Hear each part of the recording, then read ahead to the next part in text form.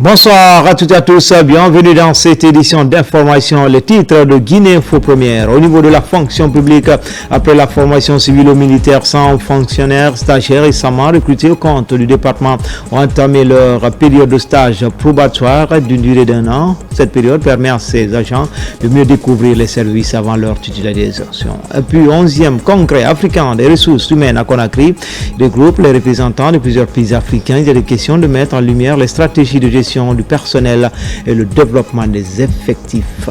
Enfin, à l'AB, près de 300 femmes ont bénéficié de formations pour mettre en place des activités génératrices de revenus pour mieux gérer leurs ressources. Plusieurs personnalités ont pris part à cette cérémonie de clôture du projet autonomisation des femmes et égalité des genres. Voilà pour le sommaire. Encore une fois, bonsoir à tous.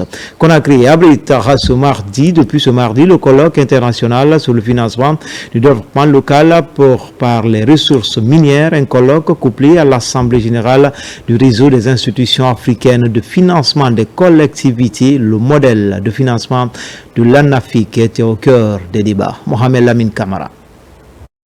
Pour cette année 2025, Conakry devient pendant 2 jours le point de convergence des experts, des institutions financières, des représentants des collectivités locales ainsi que des partenaires techniques et financiers pour réfléchir sur des enjeux africains du développement local. À ce colloque international sur le financement des collectivités locales par les ressources minières couplées à l'Assemblée générale du réseau des institutions africaines de financement des collectivités, le rôle prépondérant que joue la Guinée à travers l'ANAFIC dans le modèle de financement des collectivités territoriales sera au centre des panels. Véritable pont entre les revenus issus de l'exploitation des ressources minières et des besoins des collectivités locales, ce dispositif novateur qu'est l'ANAFIC permet aujourd'hui de matérialiser la vision du gouvernement sous le leadership de M. le Premier ministre Amadou Ouriba en matière de développement local. Dans la dynamique de consolidation de cet instrument institutionnel, le gouvernement guinéen, à travers le MATD, a mis en place et opérationnalisé des mécanismes innovants pour doter les collectivités de ressources financières conséquentes, prévisibles et autonomes. Parmi ces mécanismes, 2 fonds gérés par l'ANAFIC se distinguent de par leur impact et leur complémentarité. Notre réseau, le RIAFCO, est présent à tous les grands rendez-vous adressant les problématiques de financement du développement local. Nous croyons fermement que la mutualisation des savoir-faire, les alliances techniques et la fédération de nos énergies sont des conditions pour hisser nos institutions au rang d'actrices majeures du financement du développement territorial. Ce rendez-vous stratégique panafricain se veut un espace propice pour discuter de la coopération décentralisée, de la diplomatie des territoires et du renforcement des liens entre les collectivités à l'échelle mondiale. Des opportunités de partage d'expériences hautement appréciées par les autorités de tutelle. Ce colloque, dirais-je, est extrêmement important car ce partage d'expériences qui va permettre à nos différents États de changer nos paradigmes et faire de la Guinée ce que l'Arabie Saoudite ou les Émirats Arabes Unis ont fait de leurs ressources des hydrocarbures. C'est le défi et c'est l'objectif du président de la République qu'il est en train de mettre en œuvre aujourd'hui. Je pense que l'initiative qu'il a prise, c'est unique en Afrique que des pays disposant des ressources naturelles utilisent les ressources issues de l'exploitation minière pour financer le capital humain. Je salue à cet égard le rôle du RIAFCO dans la mutualisation des expériences et la mise en œuvre du réseau des institutions africaines de financement des collectivités. Je réaffirme la volonté du gouvernement guinéen de renforcer son partenariat avec ce réseau, aux côtés des institutions régionales, des partenaires techniques et financiers et des élus locaux. Je formule le vœu que ce colloque débouche sur des recommandations fortes et applicables pour que les ressources minières essentielles cessent d'alimenter la frustration des populations impactées et deviennent des catalyseurs d'équité, de prospérité locale et de stabilité sociale. Cet événement d'envergure mettra également en lumière des approches théoriques inspirantes sur la valorisation des ressources minières, l'inclusion sociale, les bonnes pratiques de financement des communes et d'autres formes d'engagement des municipalités sur la scène internationale. Au niveau de la fonction publique, après la formation civilo-militaire, 101 fonctionnaires stagiaires récemment recrutés au compte du département ont entamé leur période de stage probatoire d'une durée d'1 an. Cette période transitoire permet à ces agents de mieux découvrir les différents services avant leur titularisation. Les détails avec Mamadi Ternaka Misoko. Département de tutelle de l'ensemble des agents publics, le ministère du Travail et de la fonction publique se doit de montrer l'exemple. Conformément aux dispositions légales, les 101 fonctionnaires nouvellement recrutés au sein du ministère entament désormais leur stage probatoire à l'issue de leur formation civilo-militaire. Cette phase transitoire d'une durée d'1 an constitue l'étape préalable à leur titularisation. La phase d'induction pratique que nous lançons aujourd'hui s'inscrit dans la continuité du programme d'intégration entamé avec la formation civilo-militaire. Elle a pour objectif de faciliter l'appropriation des réalités de terrain à travers une immersion dans les structures. Cette allocution est pour nous le lieu d'exprimer notre fierté d'être retenu au concours d'intégration à la fonction publique, session 2024.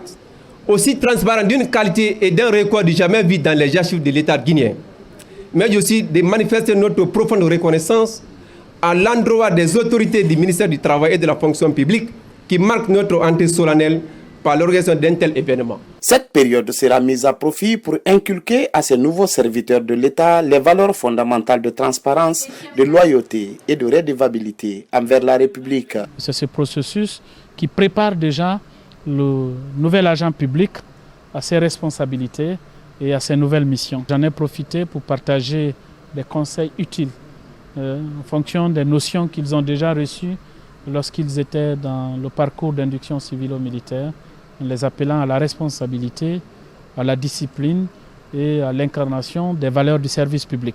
Ces nouveaux fonctionnaires prennent ainsi leur envol professionnel. Ils sont appelés à faire leurs preuves dans les différents services du ministère à un moment où les attentes des citoyens envers les agents de l'État sont particulièrement élevées. À Conakry s'est tenu également le 11e congrès africain des ressources humaines. Ce congrès regroupe les représentants de plusieurs pays africains. C'était question de mettre en lumière les stratégies de gestion du personnel et le développement des effectifs au sein des entreprises respectives. 150 ont pris part aux travaux. Abraham Christophe Conté. À Conakry, les professionnels des ressources humaines se sont donné rendez-vous pour discuter de la qualification du secteur au compte de ce 11e congrès africain des ressources humaines, des stratégies de gestion du personnel et le développement des effectifs au sein des entreprises respectives feront l'objet de débats. Le thème choisi pour cette édition est « Gérer la performance au travail dans un environnement africain en pleine mutation ».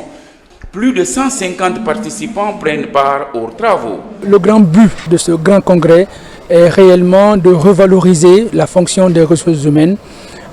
Aujourd'hui, il fallait qu'on crée un cadre, il fallait qu'on mette tout ça en place, bien évidemment, avec toute cette commission d'organisation dont je remercie vivement pour la persévérance, le travail acharné derrière qui a été abattu pour que ce congrès ait lieu.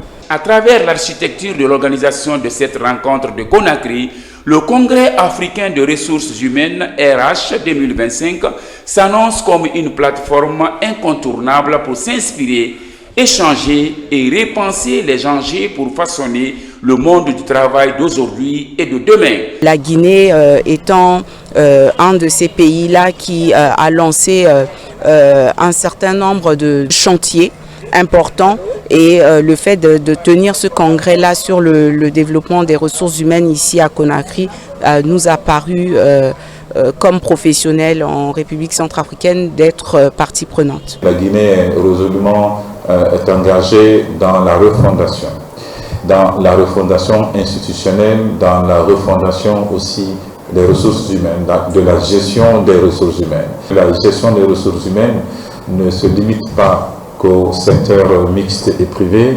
La gestion des ressources humaines est un métier, ils l'ont dit, transversal, qui concerne aussi la fonction publique.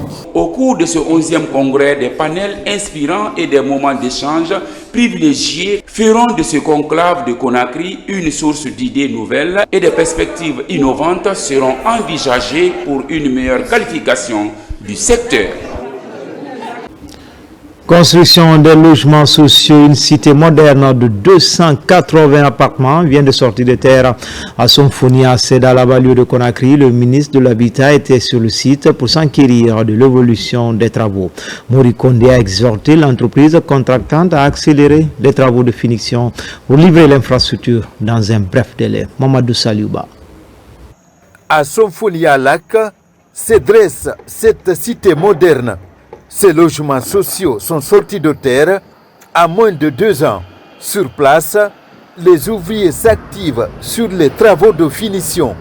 Engagé dans la construction des logements sociaux, le ministre de l'Urbanisme, de l'Habitat et de l'Aménagement du territoire vient s'enquérir de l'état d'avancement des travaux. Après la visite du chantier, on se rend compte que le chantier est beaucoup avancé. Ils sont sur les finitions des travaux de carrelage, d'électrification et de pose des sanitaires. Nous avons demandé à l'entreprise d'accélérer la cadence des travaux afin qu'on puisse livrer ce chantier très rapidement avant le mois d'octobre, afin que Agifil puisse continuer sur d'autres projets à l'intérieur du pays. Et nous avons également demandé à l'entreprise de toujours tenir compte du cahier de charges initial qui a été validé par le ministère de l'Habitat, avec le respect de la qualité des travaux. Les travaux de construction de ces logements sociaux sont engagés par le ministère de l'Urbanisme et de l'Habitat via l'Agence guinéenne de financement des logements. Au total, cette cité compte 280 appartements. Les travaux sont exécutés par une entreprise guinéenne. C'est surtout l'engagement de l'entreprise, mais aussi le fait que ce projet quand même permet également d'employer plusieurs centaines de Guinéens qui sont sur le site. Je crois que c'est le premier avantage que nous tirons.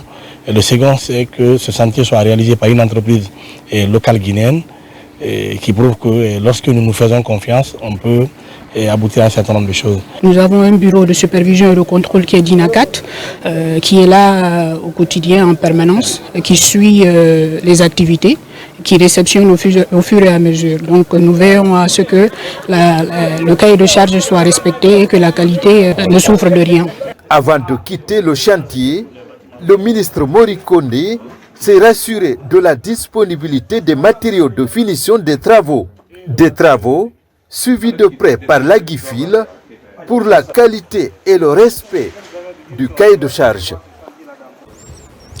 Troisième édition du Forum des mines et du développement durable. Les préparatifs vont bon train. L'idée de répondre aux défis imminents comme l'établissement des partenariats stratégiques avec les grandes écoles pour qualifier les ressources humaines en Guinée. Aboubakar Diaby. Conakry accueille dès demain la 3e édition du Forum des mines et du développement durable. Sous l'impulsion des autorités guinéennes et dans le cadre du programme Simandou 2040, le forum s'ouvre sur une question cruciale.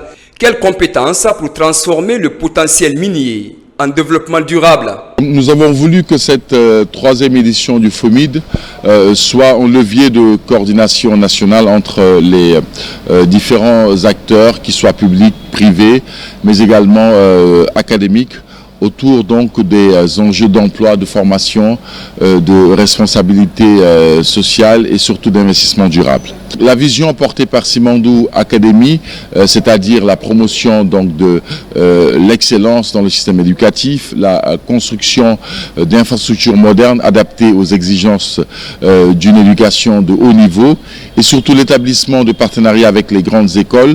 Le FOMID vient justement mettre l'accent sur ces aspects dans le secteur minier. Après 2 éditions réussies, le FOMID engage une dynamique nationale pour que les mines servent davantage l'avenir. C'est à ces acteurs donc de se mobiliser, de se concerter pour transformer ce potentiel minier en développement durable et nous pensons que nous allons y parvenir. Avec cette 3e édition, le FOMID confirme son rôle de plateforme stratégique où le gouvernement, le secteur privé, la société civile unissent leurs forces.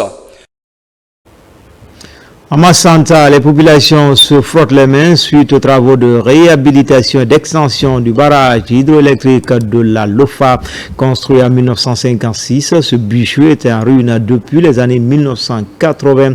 Grâce à la volonté du chef de l'État, général Mamadi Doumbouya, le chantier évolue et les populations sont rassurées. Lancé Kamisoko, Mohamed Lamine Diallo. Dans un élan de suivi et de soutien aux projets structurants de la région, les autorités préfectorales de Massanta viennent d'effectuer une visite sur le site de construction et de réhabilitation du barrage hydroélectrique de la Lofa. Ce déplacement témoigne de l'importance capitale accordée à cette infrastructure, véritable levier de développement pour la préfecture. Nous constatons le bon avancement des travaux dans l'entière satisfaction non seulement de l'autorité préfectorale et communale, mais aussi des paisibles populations de Massanta. Je suis très content qu'ils soient là ce matin pour montrer à l'opinion nationale et internationale ce qui se passe sur le terrain.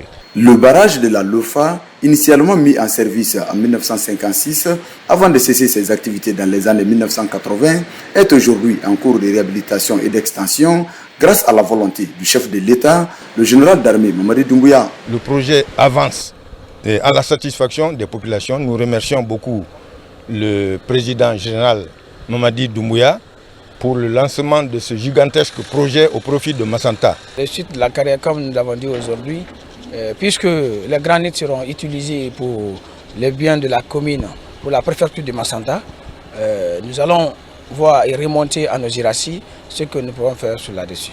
Lancé il y a environ 4 mois, ces travaux sont exécutés aujourd'hui à 25% selon les responsables de l'entreprise contractante.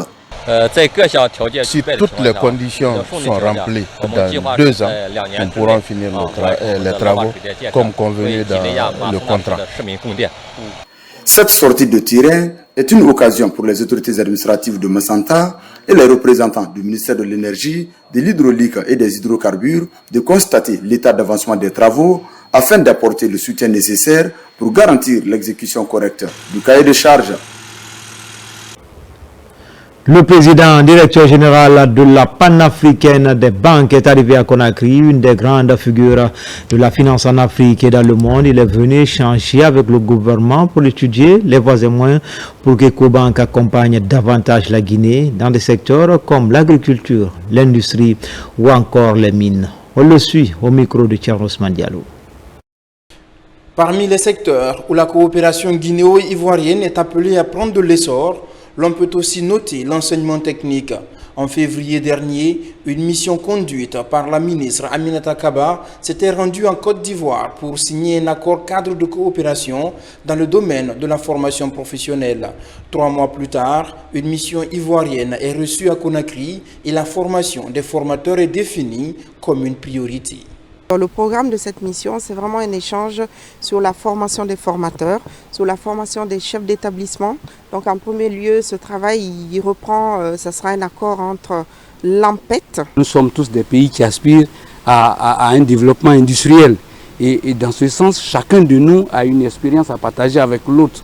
Et c'est dans ce sens que nous allons travailler. Voir dans quelle mesure les compétences que nous avons, que nous pouvons apporter à la Guinée, nous allons le faire. La ministre de l'enseignement technique, de la formation professionnelle et de l'emploi a invité les techniciens à mettre les bouchées doubles pour des résultats concrets. Lors des échanges, il a été souligné le lien de coopération entre les deux pays. Le symbole, c'est la visite du président de la République en Côte d'Ivoire.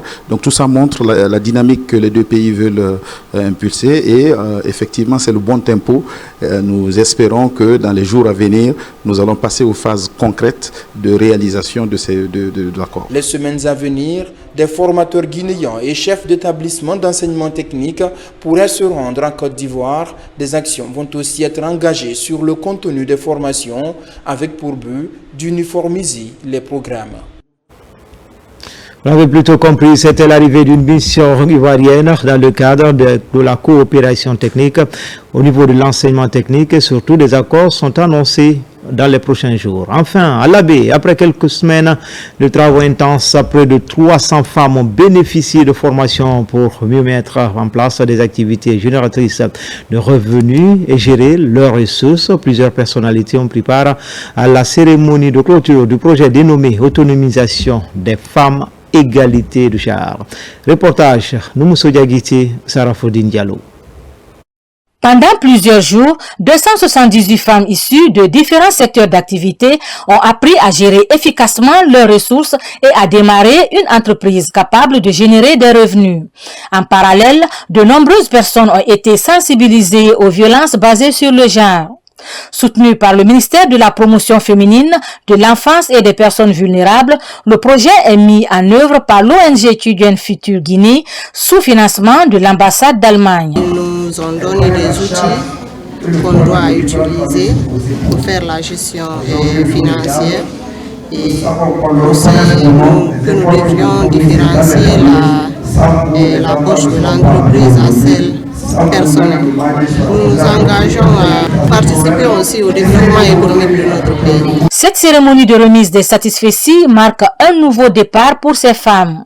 Un acquis dont la pérennisation repose sur l'engagement, la motivation, mais aussi sur la solidarité. Les femmes sont un facteur clé qui est parfois comme caché au milieu d'une pièce. Et c'est comme ça que les femmes n'ont pas la possibilité de contribuer aux revenus de la famille. La solution la plus rapide, mettez-vous en contact avec ceux qui ont profité de ce projet. Les femmes, ce sont les éducatrices, les femmes, ce sont les entrepreneuses. Et j'aimerais bien voir les femmes qui font ces savons-là, les femmes qui font la teinture là, voir leurs entreprises plus grande demain. En Guinée, de nombreuses femmes font chaque jour un pas important vers l'autonomie financière. En organisant cette séance de formation, l'ONG Children Future Guinée encourage et promeut l'entrepreneuriat féminin, reconnu comme un moyen essentiel pour le développement des communautés. C'était tout pour ce 13h. Les infos reviennent à 17h et à 19h dans Guinée Actu. L'actualité se poursuit également sur le www.rtgguinée.info. À tout à l'heure, Inch'Allah.